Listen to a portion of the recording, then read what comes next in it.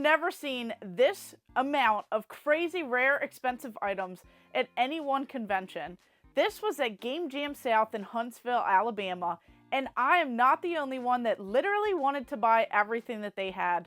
Between the prototypes, store displays, kiosks, standees, everything that I saw there, I would have went broke. So this was such a wild place, and I could not believe it. So look who I ran into. What's up, everybody? What's up? Yeah, we have Retro Gaming Pandemic, and I have a question for both of you, and it just so happens that we're already in front of the items. So what is one item that you guys would love to have, but maybe like the price tag is just kind of out of your range right at the moment, you know? Totally. I know we already discussed it because we walked by it yesterday, but Yeah. this beautiful Primal Rage banner, it's awesome. One of my favorite fighting games. So that's what I would want. And it's so massive too. Like it's huge. It's like much larger than these other banners. So that's a really cool one. Yeah, so that one's pretty sweet. I don't want to pick the same thing Jared did, though. So right next to it, though, are the Super Mario fan blades. That has been a dream of mine to get in the game room. But if I spend that kind of money right now, I know my wife is going to kill me. So I won't spend $200 today. So I'm out here with Retro Wolf 88, What's up, everybody? and I saw something that I thought he might actually like. Yeah, so this caught my eye later in the day yesterday, and I was like, oh, I want this so bad, but I can't really spend the money on it because I'm trying to prioritize GameCube games, right? Because Yeah. I'm going for a complete set. But I'm a huge Tiger handheld collector. Love Tiger handhelds, and I saw this sealed Batman the Animated Series Tiger handheld for $90, which honestly is not a bad price for that. And it is tempting me every second of the day while I'm here at the con. But yeah, that's the one right there. Yeah, I saw it yesterday because I actually saw the wrestling one first, Oh, and then I yeah. saw that, and I was like, you know who would really like that? And I love Batman the Animated Series. I have the whole Blu-ray collector set and everything. So Nice. yeah, It's calling your name. it's calling my name. And it might go home with me at some point today.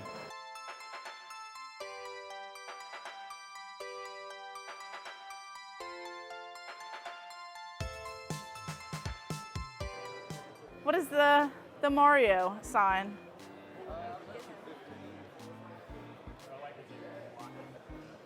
It is very cool. Look at that. Turning around now, he's going this way.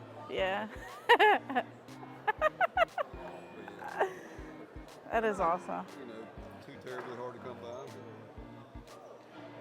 What I see a lot is like, I don't know why people would do it, but they like cut off the entire bottom. They do. I had one. Like why? Southeast with the. That's Cut where I right up saw under it. Yeah, that's where I yeah, saw it. Yeah. And I was like, why would someone do that? And a lot of times they take them apart, you know, just to put them on the wall. Yeah. And have two sides. Because it makes sense. Why would you cover up a perfectly good side if you can get two signs out of it? But I had a friend just buy one though, and he didn't know it was double sided. He overpaid for it Oh no. because it was just one side. He paid $1,500 for it. And sometimes I see those like little, the little thing. I see those pop up sometimes. Circle seal. Yeah, for sale sometimes. The one he bought too also did not have it. It was missing. It's wild. Yeah, I feel like when you display these, it's kind of like something you want to have, like it in the middle of a room. Yep. And then like catch the breeze of a vent or something and like spin it. So I'm out here with PacManCase. Hey, I'm PacManCase. Yeah, he loves Pac-Man. This is my favorite. It's my favorite, Brandon. Yes, Yeah, it is. that's exactly. Okay. So I didn't see many Pac-Man items out there. It's all right. So the question is, out of everything in this convention, or at least a few things, you know. Yes, So it's a big convention. what is a big item that you would love to buy if you could just, you know, blow money and Ooh. just get whatever? So I'm a simple man, and right now I'm going for the N64 score, which is like the entire N64 library. But I really have started to do adjacent collecting. So like I'm starting to collect like bags for 64 and like promotional items. Yes. And there's a really cool item at one of the booths, which is like a Star Fox promotional standee.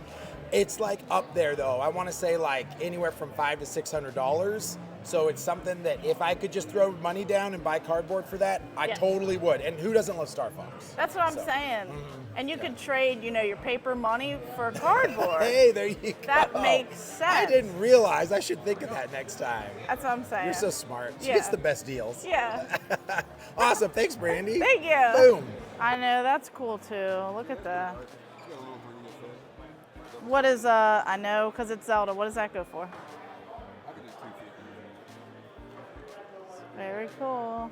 I'm doing my laps of what do I want. All right, so I'm out here with Arkansas Picker, and I have a question for you. Now, I know we're already standing in front of the item, but out of everything at this convention, if you could have unlimited amounts of money or just spend money on one item, what would it be? It would be Scottsquatch is my neighbor right here, and he has a display piece for Jet Set Radio that's not even unfolded yet. Oh, You moved it. he moved it. It's right here. Wow. October of 2000. I was friends with the Sega and Microsoft rep, Nice. working for GameStop for 23 years. I met many representative stuff over the years, and she was moving, and she asked if I could help come over and clear anything out of her house that was like video game related or good. And for helping her do that, she essentially was going to give me quite a bit of the stuff. And I did buy some things as well, like a neon sign or whatever. But that's where that came from. It was from this lady's house that I dug it out from under her bed. Very cool. That's the true picker mentality. Yeah. Yep. No AC in that house either, in Florida.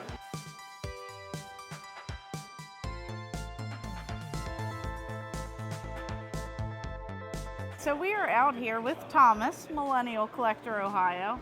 What's something that you see over here? Yeah, there's a couple games that would basically require me to sell like a kidney, I don't know, a body part, maybe a child. But there's some of these like grails, which I don't use very often in this because it's an overused term. But you're talking about like the Nintendo World Championship cart. There was only so many of these that came out in 1990. So the fact that this still exists. Even that controller there too. Just seeing that controller that you could get, just getting that entire set, or some of Together, those it'd be other insane. expensive games in this cabinet. Like Yeah. those are some people's ultimate holy grails that if you had unlimited money, you'd probably just want to buy any of those. A box stadium Yeah. events. You Literally, know, the most expensive game that was kind of released to the public for Nintendo is Stadium Events. and they have the complete in box. They have a loose copy. They have all these other games, test cartridges, Zelda. I Yeah. mean, just any of these in this case, I would be happy with. Yeah, just insane, awesome items, and just kind of out of my price range without literally breaking the bank, ruining some relationships. It's not really worth it for some video games. So I just ran into Moandain from Moandain Designs, and I had a question. I know he's already holding it, but if you had any amount of money that you could spend on something, what would that one item be? I mean, it's pretty obvious. It's Gotcha Force. It's pretty expensive. I mean, it's $550. So, I'm just it's a little out of my price range right now. I hope to buy it one day soon. Yes. But, I wanted something with a lot of replay value, and this game definitely has that. And it's here at Scottsquatch's booth, like everything else that I dream of. Yes, he does have a very popular booth. There are so many displays, press kits, expensive games, and this is definitely a great one. It's one that I still need for the GameCube set too. And you're right, this is one that you probably would want to just keep playing over and over again, so it's probably a better, value for your money. So I'm out here with Kevin, Game On Network, and we have a question for you. Yeah. So the question is going to be, what is one item that is just so expensive or something crazy that you don't want to pay the money for, but you would love to have in your collection? Well, this part was not planned whatsoever. I mean, we just so happened to be by the spot where I would honestly pick what I would actually be wanting, but we see like rare games a lot of times at conventions, and there's a lot of stuff that I would love to have, but out of everything like at this convention I've seen, the one cool thing would be the Hagane prototype.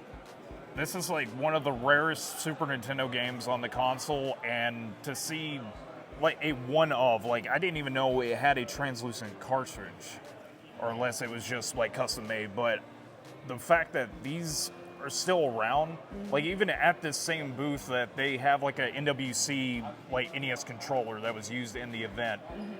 Those, like, I don't ever see it. I see the cartridge itself, but not the accessories or like the console that they used at the event. And it's like we start to see all these expensive games, but never these prototypes. So just seeing the sheer amount of value, you know, $7,000, something that's almost priceless, but of course you can put like a high ticket, you know, price amount on there. And the thing is, like, if I had the money, then maybe it would be a factor I would take it home, but I've got bills, I've got a car payment, I've just got like a new Equinox like a few months ago, and I'm trying to just get rid of the like down payment on that. But aside from that, like if I had the funds, then yeah, that would definitely be going on with me.